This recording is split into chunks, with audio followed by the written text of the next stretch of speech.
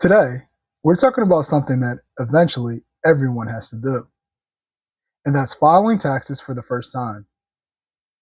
If you never filed taxes before and it's your first time, it can honestly feel stressful and confusing. You might be asking yourself, like, what kind of forms do I need? What's a W 2? Will I get a refund? Or what if I mess things up?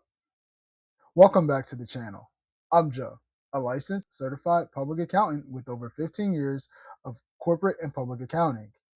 I have an extensive background in accounting, audit, and taxes, and I'm all about helping you take control of your money by living smarter. Be sure to subscribe to the YouTube channel and turn on all notifications. And check out the blog site where we post every Monday, Wednesday, and Friday. The good news is, filing taxes is usually much simpler than people expect, especially when you understand the basics. So in this video, I'm going to walk you through filing taxes for the first time in simple terms. Let's jump in. First, let's talk about what filing taxes is. When you work a job and earn money, taxes are usually taken out of your paycheck automatically. Filing taxes is basically reporting to the IRS how much money you earned and how much taxes you already paid during the year. After reviewing your information, the IRS determines one of two things. You paid too much and you get a refund, or you didn't pay enough and owe taxes. That's really the core purpose of filing taxes. The first step is gathering all of your tax documents. One of the most common documents is called a W 2. Your employer sends this form to you usually by January 31st. Your W 2 shows how much money you earned, the federal taxes that were withheld, any state taxes that are applicable that may be withheld, and also Social Security and Medicare taxes. If you worked multiple jobs, you'll receive multiple W 2 forms. Some people may also receive a 1099 form. This usually applies if you did freelance work, gig work, or side jobs. Unlike a regular job, taxes are not withheld automatically from a 1099 income, so you may owe taxes when filing. So, one of the questions I often hear in my practice from first time filers is whether they even need to file taxes. In many cases, yes, especially if you earned over $600 during the year. But even if you technically don't have to file taxes, you still might want to file because you could get money back through a refund. If taxes were withheld from your paycheck, filing a return is often how you claim that money back. Let's talk about filing status and making sure you're selecting the right one. There are 5 different filing statuses, 2 of which are not shown on my screen. But let's go through all 5 real quickly. The first one is single. Single just means that it's just you have no dependents, and you're not married as of December 31st. Married. Married folks have 2 ways in which they can file. Married filing jointly, which is shown on the screen, and married filing separately, which is not shown on the screen. What's the difference? Married filing jointly, married couples are just telling the IRS that we're filing one income tax return for our whole household. So basically, you and your spouse bring your income together, your deductions together, and your tax credit together as one filing return. So all that gets lumped into one, and you're telling the IRS, hey, this is what we did jointly together. Married filing separate, on the other hand, is just the opposite of that. It's basically telling the IRS, hey, even though we're married, we're filing our returns separate. My income is separate from my spouse, my deductions are separate from my spouse, and my tax credits are separate from my spouse. Now, in this case, married filing separate, there are a lot of credits and deductions that change due to the filing status. Now, what is head of household? Head of household is that you're single and you're not married, but you have a qualifying dependent. That's the difference between being head of household and being single. Being single means you don't have any dependents. Head of household means you're not married, just like being single, but you have a dependent that you're taking care of over 50% of their expenses. And then the last one that's not shown on my screen is a qualifying widower or widow.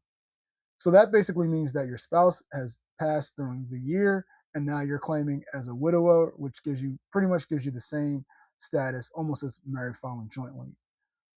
But you basically but you qualified as single or head of household, but instead you're just a widower. So, why does this matter?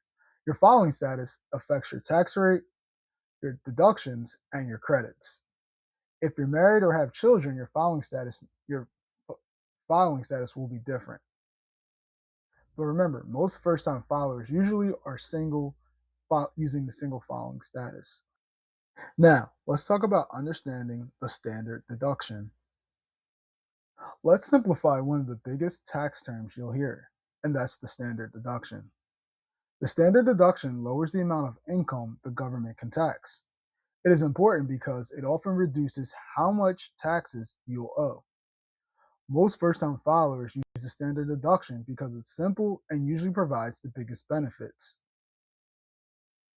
All right, let's go over some tax credits. Tax credits are another important part of taxes. Unlike deductions, credits can directly reduce the taxes you owe. Some common credits include the education credit, which is usually for those that are going for college education, and depending on where your income is and what type of degree you're earning will determine which education credit you'll take. You have the earned income tax credit, which is usually for lower to medium lower income filers to help them economically. And then you have the child tax credit. If you have a qualifying child, you can usually get this credit. If you're in college, education credits may help lower your tax bill significantly, and it could even, in some cases, cause a refund. So far, we talked about what is filing taxes, what documents you'll need, deductions, filing status, and tax credits. Now let's go over how do you actually file your taxes. Today, most people file electronically using tax software. Popular programs include TurboTax, H&R Block, and FreeTax USA. These programs walk you through the process step by step and ask questions in simple language. For many people with simple tax situations, softwares work perfectly fine. However, if you have self employment income, investments, rental properties, or you're filing in multiple states, it may be worth working with a CPA. Alrighty, let's take a look at some common mistakes to avoid. Here are some of the common first time filing mistakes I often see when first time filers come to see me in my practice. Sometimes first time filers will file before all their tax forms arrive. Remember, you want to really make sure that you have everything before you file your taxes, because if not, the IRS will send you a nasty letter adjusting whatever it is that you've already done and let you know that, hey, they made these adjustments. Entering in incorrect social security numbers. Remember, this is one of the biggest things I always see is not checking their admin data or not checking their banking information. One of the things you want to make sure before you file your tax return is that your name is correct, with the spelling, your birthday is correct, uh, your social security number is correct, and if you have any dependents, their names and social securities are also correct. Your address, the spelling, and the numbers, all that is correct with zip code, correct city, correct state. And another big thing is the banking information. If you're getting a refund and you're using direct deposit, you really want to make sure that uh, whatever banking uh, whatever your banking information is, that you put it in correctly. Another big thing that I see is often a lot of times first time filers forget income from some kind of either side job or they forget the income from a place where they worked and they get the W 2 a little later than January 31st or after they've already filed.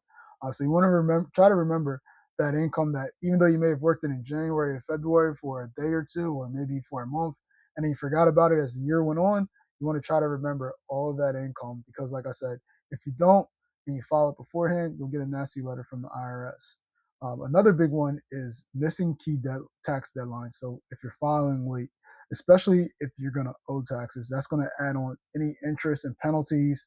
Um, that's going to be added if you're missing that April 15th deadline uh, when you're filing taxes for the first time. So be sure to always just double check your information before you submit your return.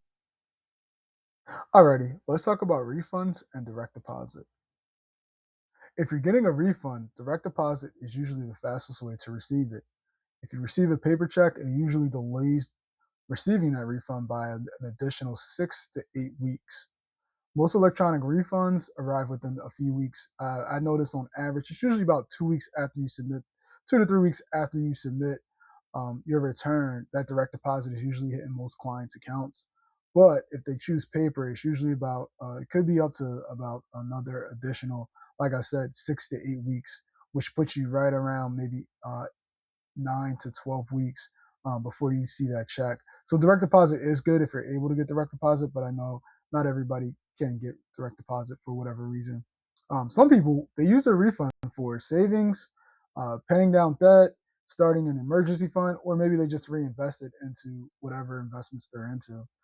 Try not to treat your refund like free money.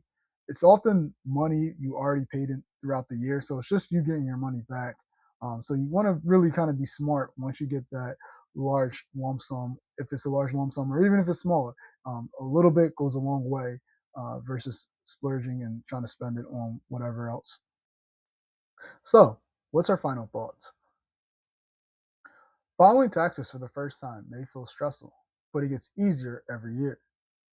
The key is to stay organized, start early, keep your tax documents in an organized place, and ask questions if needed.